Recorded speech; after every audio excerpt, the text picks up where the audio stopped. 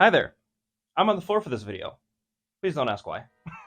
Last month, I went to a bookstore with a friend for some holiday shopping, and we came across a section of the bookstore that surprised the both of us, a Rick Riordan section, For those of you who don't know, Rick Riordan wrote the Percy Jackson series. which follows a young magical teenager who didn't know he had magic powers being suddenly thrust into the secret magical world and taken to a safe haven for other magical teenagers, wherein he discovers he's extremely unique and that he was prophesied to be the one to fight a great evil that threatens the existence of not only the magical world, but the non-magical world as well. Basically, Percy Jackson is just Harry Potter but written by someone who says trans rights, which I think is pretty rad. The other major difference between Percy Jackson and Harry Potter is that the former uses the framework of ancient Greek mythology to develop their magical world, exposing a new generation of kids and young adults to some really cool mythological tales they probably wouldn't have heard outside of the Disney movie Hercules. Anyway, My friend and I were both huge fans of the Percy Jackson series, so when we saw the display for it, it got us talking not only about the series itself, but also about other representations of ancient mythology. She brought up some of Riordan's other books, which cover Egyptian and Norse myths.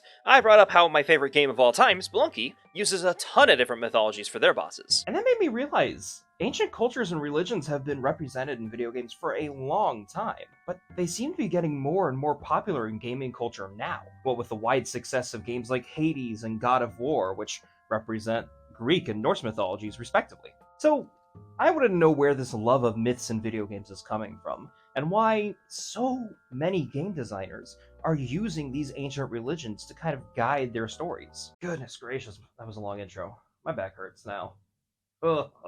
It's pretty difficult to really pin down when games first started using mythology as a focus of their games. It doesn't help that there's not, like, a list of all the video games with mythological inspiration.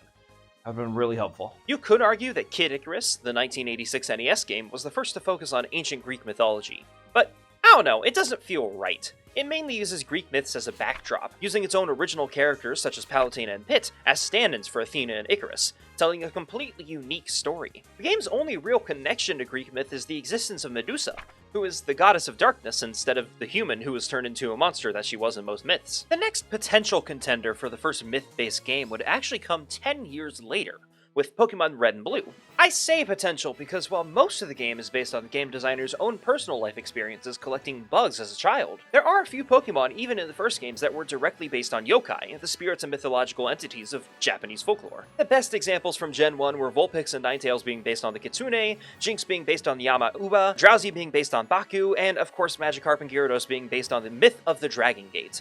However, these are pretty rare and isolated examples, and they don't really have much impact on the plot of the games. There was a PlayStation game in 1997 called Disney's Hercules Action Game to accompany the Disney movie Hercules. Which I will not be using footage of in this video. I'm already broke, I can't afford a false copyright claim. I'm not really sure if this counts though. On one hand, it's a movie game, meaning it directly follows the plot of said movie. On the other hand, the game expands on the 12 labors Hercules, Or in the Greek myth, Heracles, because Hercules is the Roman pronunciation of the name. had to complete way beyond the scope of the movie, which I think is pretty neat, even if both the game and the movie were wildly inaccurate to the original myths. However, the earliest example of a truly mythology-based video game that I can think of would have to be God of War. No, not that one.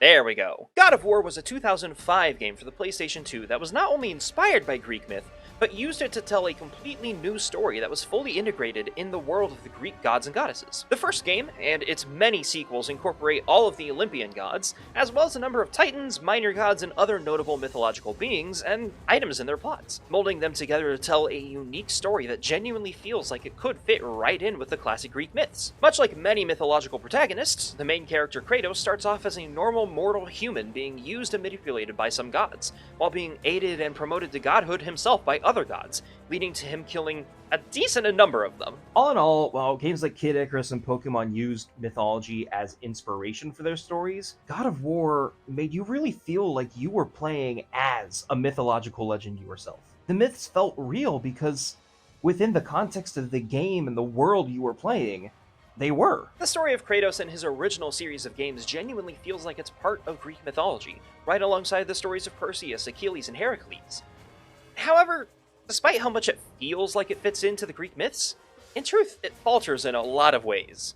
The main goal of the series is to be a good action-packed hack-and-slash game, And in order to do that, the characterization of many of the gods and titans is shifted a bit to portray many of them in as evil of a fashion as possible. It's a good way to make you as a player feel alright with being the killer of gods, but I don't know, personally, I like myths to be presented accurately. Still though, while the game's left much to be desired in terms of accuracy, I can't deny that they are good games, and they got players everywhere thinking a lot more about Greek myths than they were before, which I consider a success. After the success of the God of War franchise, other games started to dip their toes into mythology more and more. The Devil May Cry series tried to take the general backdrop of mythology and use it to create generic worlds of non-specific gods and demons. Assassin's Creed went the other direction and tried to explore what life was like in cultures that believed in myths, without directly interacting with any mythological figures itself. Until the whole thing with Isu. The Assassin's Creed mythos is a mess. Okami was an incredibly popular and faithful understanding of many Japanese myths fused into one game, though it anthropomorphizes many of the gods, which a lot of Western players don't seem to realize. No, Amaterasu was not a wolf in the original myths. Kid Icarus came back with Kid Icarus Uprising for the 3DS, which took the foundations of the NES game and did its best to really fuse it with actual Greek myth, while also telling its own compelling story. However, there's one game in particular that really propelled not only Greek mythology, but plenty more cultural beliefs as well into the gamer's zeitgeist. Smite. Smite is a free-to-play MOBA released in 2014 where players play as gods and other mythological characters from a wide variety of different cultures and pantheons. On release, Smite had characters from Hindu, Egyptian, Greek, Chinese, Norse, and Mayan myths, adding a ton of other pantheons afterwards, such as Polynesian, Slavic, Arthurian, and even a pantheon they simply refer to as the Great Old Ones. With Smite being a MOBA, truth be told, I never cared about it. It's not my cup of tea in terms of gameplay, but there's no denying that it is incredibly popular among a lot of gamers, with reports saying it surpassed 40 million players in 2020. That also seems to be a number that's continually growing, in large part due to the enormous esports presence Smite commands. While it's possible to play Smite without caring at all about the mythology represented in it, the fact that it's entirely centered around mythological deities sparks a fair bit of curiosity in most players. Couple that with the lore built into the game, and it's almost impossible for anyone who actually enjoys Smite to just ignore the mythos behind it. Like, come on, who's gonna main Ratatoskooter without looking up his lore card? You've gotta want to know why this silly little squirrel is in a game about gods. Granted, while Smite does a good job of including a lot of deities, it doesn't always do the best job of representing them in tasteful ways, which is kind of important when including gods and goddesses that are still being worshipped today, such as some of the Hindu pantheon. Does it suck that Kali was over-sexualized and represented in a way that was highly offensive to anyone who believes in her? Yeah, of course. Do more people know about her and her mythological stories now because they were horny for her in a free-to-play video game where ancient mythological deities beat the crap out of each other? Yeah, of course. Interestingly, Kali exists in another game based on a multitude of pantheons, one I am far more familiar with than Smite, Spelunky. Each game in the Spelunky series starts off as a generic tale of adventurers exploring a complex system of caves, with no clear mythology behind it at first.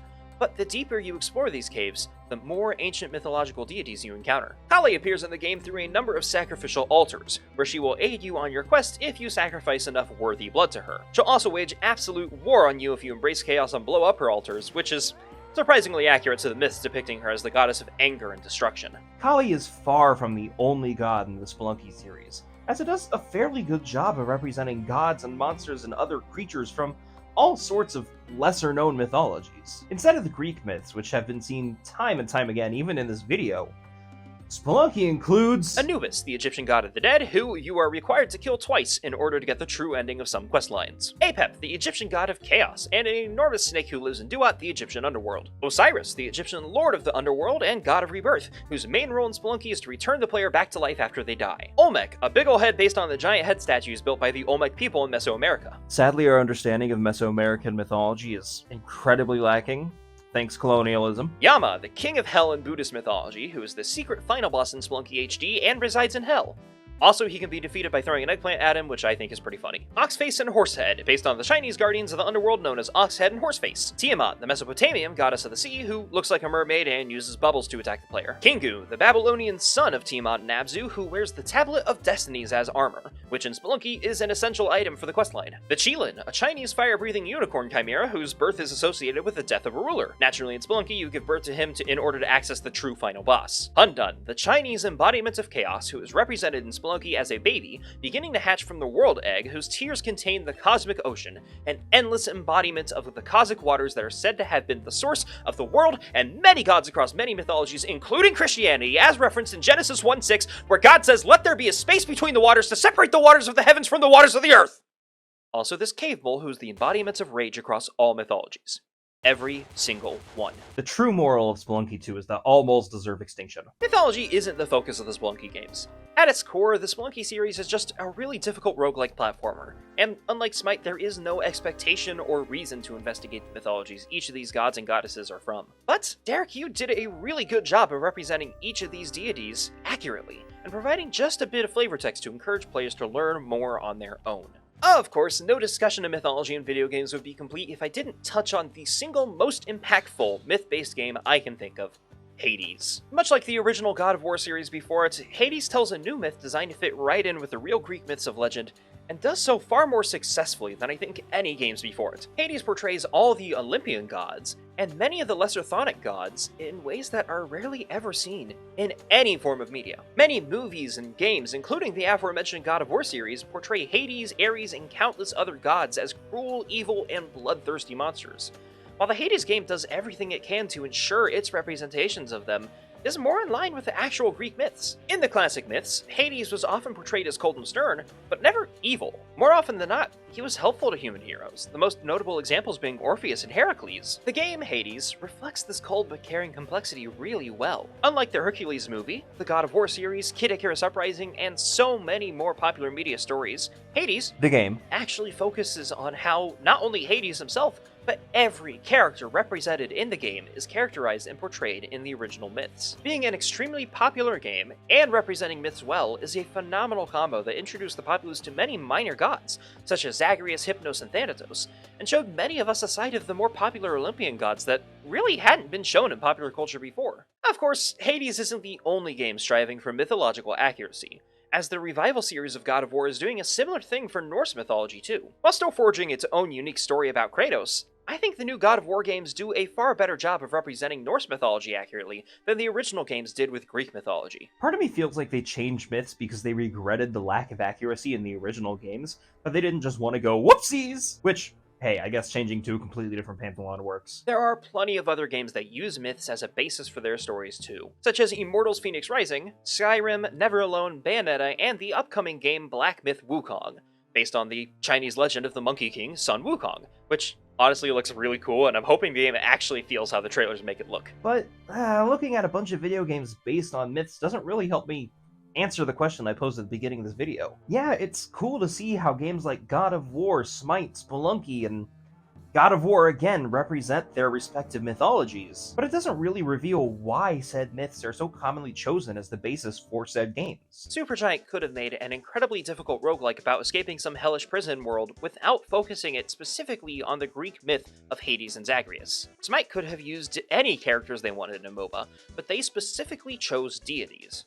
Why? I'll be real, when I first started looking into this, I thought it was because of laziness. After all, it's far easier to adapt characters and stories that have already been written than it is to write your own characters and stories. So I thought clearly that's what game designers are doing when they choose to base their game around a mythology, right? But the more I looked into it, the more I'm realizing that couldn't be further from the truth. Of all the games based on mythology I could find, none of them were just a blatant retelling of an established mythological story. Every game took what already existed and built upon it, adding their own ideas and characters to the mythos they were inspired by. Myths have already been written, their stories have already been told, and while directly adapting them might work for movies like Hercules 300 and The Hunger Games, Which, fun fact, is actually a futuristic interpretation of the tale of Theseus and the Minotaur.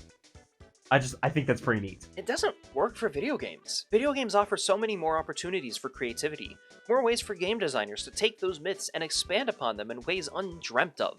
It's why every myth-based game tells their own stories. Every story comes with a foundation of assumptions that the audience knows certain and specific things. Like how Tom and Jerry assumes that you know that cats eat mice, or how the Iron Giant assumes that you know that giant sentient robots are pretty scary, or how Celeste assumes that you know that trans people can double jump. Every story takes those basic assumptions of knowledge and builds upon them to create their own compelling narratives. They allow you to draw connections between what you already know and what's new, sometimes challenging those assumptions, other times using them to teach you something, and almost always using those assumptions to make you feel emotions, which is pretty rare for giant sentient robots. That's why myths are such a popular inspiration for video games. By saying, hey, this is a character from a story you've already heard, video games are able to fold that story into the pool of knowledge that it assumes you already have, and can make connections between that original story and the new story it's trying to tell. In Hades, when you encounter a god for the first time, the game doesn't pause to tell you who that god is and what their powers are or what stories they were involved in. Instead, it assumes you already know at least some of that, and gets right to the conversation of why they're there and why they're relevant to your story. The game focuses on how these characters impact the narrative you're about to experience, and being able to do that with a wide variety of previously established characters and lore means that the game can spend more time focusing on what actually matters. Granted, if you don't already know those myths when the game assumes that you do, it's still not a bad thing. If you don't know who a given character is, the fact that the game doesn't reveal it to you kind of builds up a bit of mystery and encourages you to find out on your own time. A process that can be pretty satisfying as it allows you to put those puzzle pieces together on your own. Now, if only I could solve the puzzle as to why I'm on the floor.